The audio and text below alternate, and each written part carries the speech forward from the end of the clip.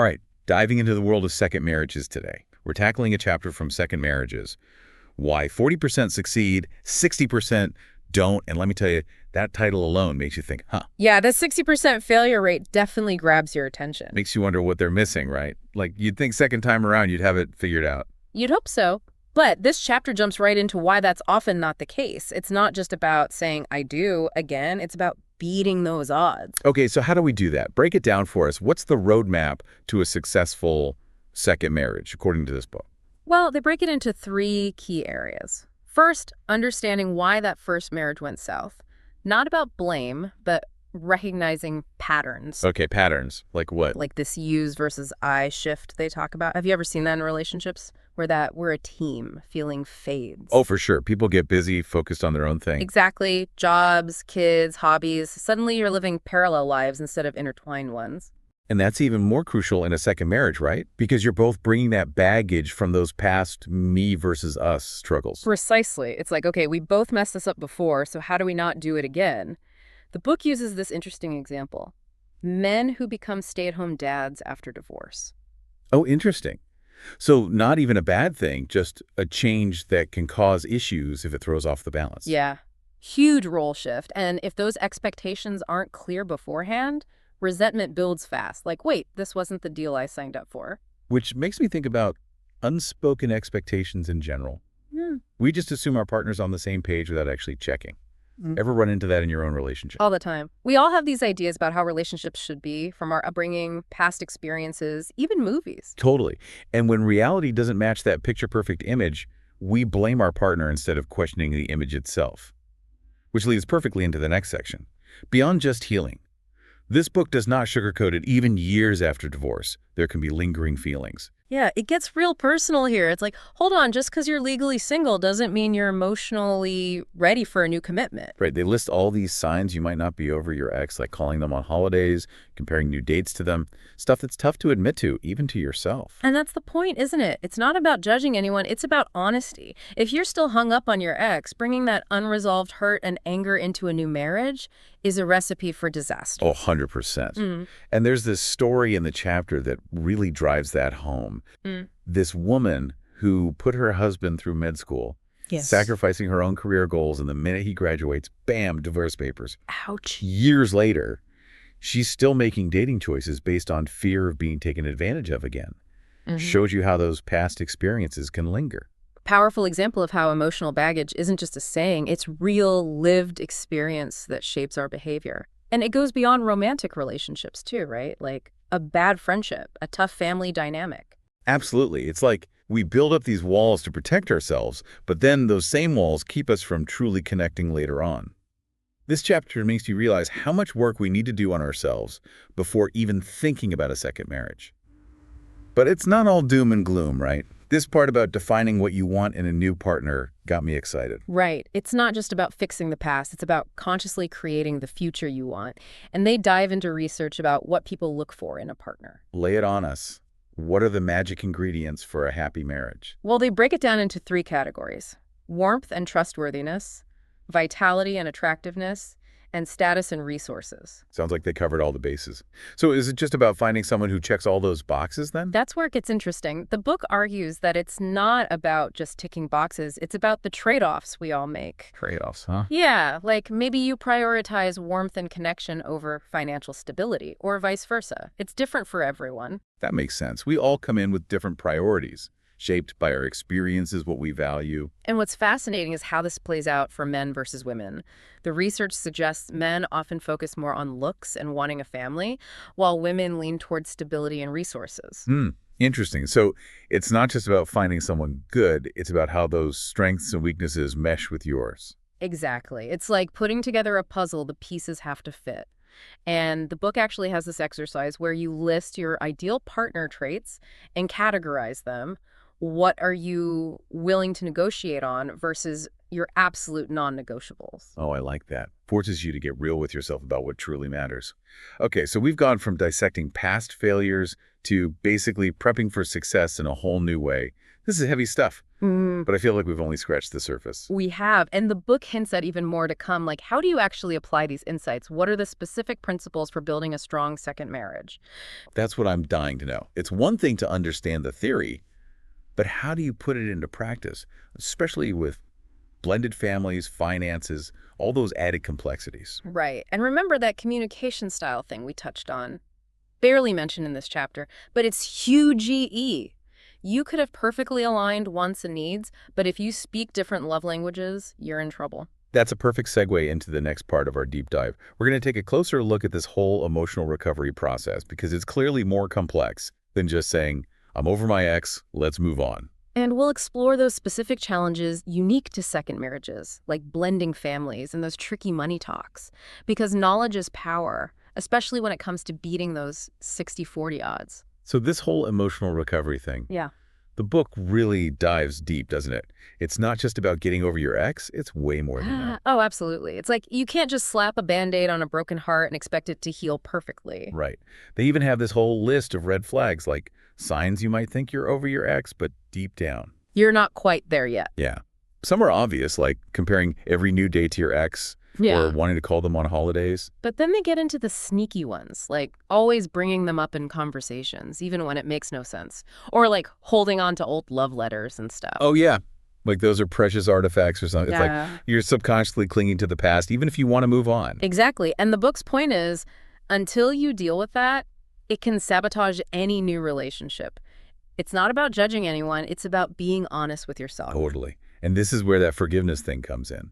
Not just forgiving your ex, but Forgiving yourself. yeah, that's huge EE. Yeah. Especially after divorce, it's easy to get caught up in the blame game, right? Like, what if I had done this differently? Shoulda, woulda, coulda, coulda. And that kind of thinking keeps you stuck. The book says true forgiveness means letting go of those negative emotions, both towards your ex and yourself. So you can start fresh. Easier said than done, though, right? It's not like you just flip a switch and poof, all that hurt is gone. Yeah. It's a process. The book suggests things like limiting contact with your ex at first to create space for healing, journaling, therapy, even mindfulness to work through those tough emotions. I like that they talk about therapy because let's be real, sometimes we need help unpacking all that baggage. Oh, for sure. A therapist can give you that outside perspective, help you see those patterns that might be holding you back. Like having a relationship coach in your corner. And they also mention leaning on friends and family for support, too. Right, because it's tough to do this alone. Having people you can talk to who get it, that makes a difference. So it's understanding the past, forgiving, but then there's this whole other level, changing those negative behaviors and thought patterns that might come from that past relationship. It's like cleaning out your emotional closet, getting rid of the stuff that doesn't serve you anymore. But that can be hard because those patterns are so ingrained sometimes. It's like wearing shoes that are too tight, but you're so used to it, you don't even notice the pain anymore. Perfect analogy. The book says identify those patterns. Maybe you always avoid conflict. Or put your partner's needs above your own to the point you lose yourself. And then it's about making a conscious choice to do things differently. Learning to set boundaries, communicate better, prioritize your well-being. Realizing you're worthy of love and respect no matter what happened before. That's powerful stuff. I mean, this Yeah. is deep. Way deeper than I thought we'd get with a chapter on second marriages. It's like they're saying, hold on, before you jump back into marriage, make sure you're ready, the best version of yourself. Which brings us to that next phase, right? Defining what you want in this new chapter. Okay, yeah. And this is where the book gets really interesting because they talk about those three big things people look for in a partner. Warmth and trustworthiness, vitality and attractiveness, and status and resources. The trifecta. Sounds like the ultimate wish list, right? But here's the catch. The book says it's not just about checking those boxes, it's about the trade-offs we're willing to make. Trade-offs. Explain that. Like maybe you value emotional connection more than financial stability, or the other way around. We all prioritize things differently. Right, we come in with our own needs, shaped by our experiences, what we think is important. And they point out how this plays out differently between men and women. Men often prioritize looks and wanting a family, while women lean towards stability and resources. Makes sense, right? It does, yeah. Evolutionary biology, societal norms, it all mixes in. So it's not just finding a good person, it's about how your strengths and weaknesses match up. Like building a puzzle. The pieces gotta fit.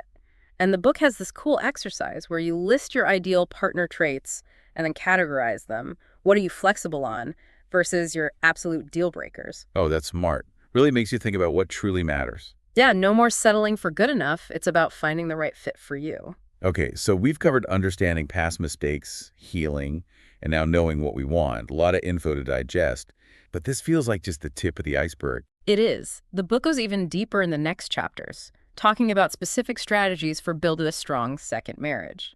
And that's what we'll dig into next, right? Exactly. Communication styles, the challenges of blended families and finances, all those juicy details. Because remember, the goal is to beat those 60-40 odds.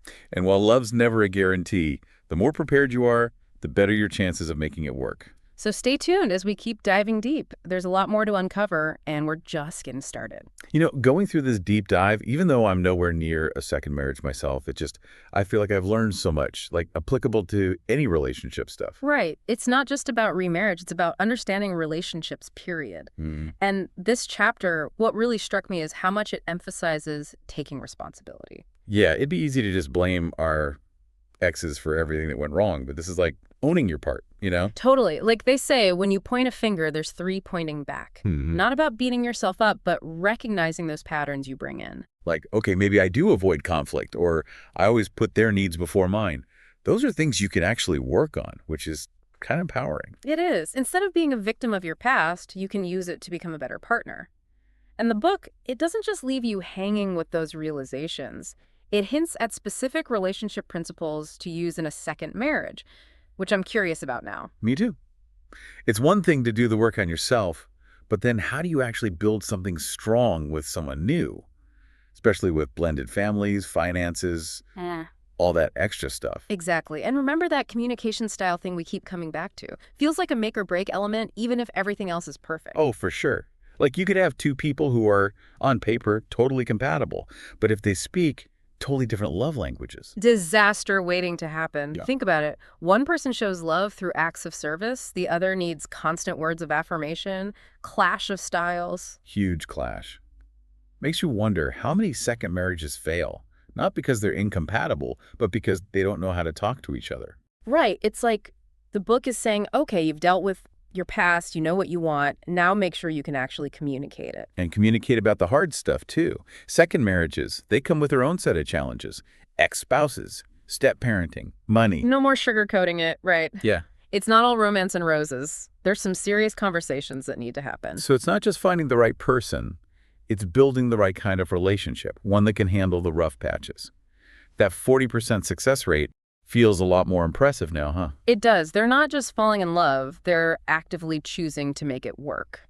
That's commitment. And even though this chapter focused on second marriages, so much of it applies to any relationship, don't you think? Absolutely. Self-awareness, communication, knowing what you want, that's universal stuff. So for anyone listening, whether you're thinking about remarriage or just navigating any relationship, remember, it's not about finding someone who completes you. It's about finding someone who complements you. And that starts with understanding yourself, your past, what you want for the future. Embracing the whole journey, ups and downs. Yeah. Building something that's not just happily ever after, but happily evolving. Couldn't have said it better myself. That's a deep dive worth taking. Absolutely. Thanks for joining us on this exploration of second marriages. Hope you learned something new, feel inspired to tackle your own relationships with more, intention. Awareness. And honesty, don't forget honesty. And two. Until next time, keep diving deep.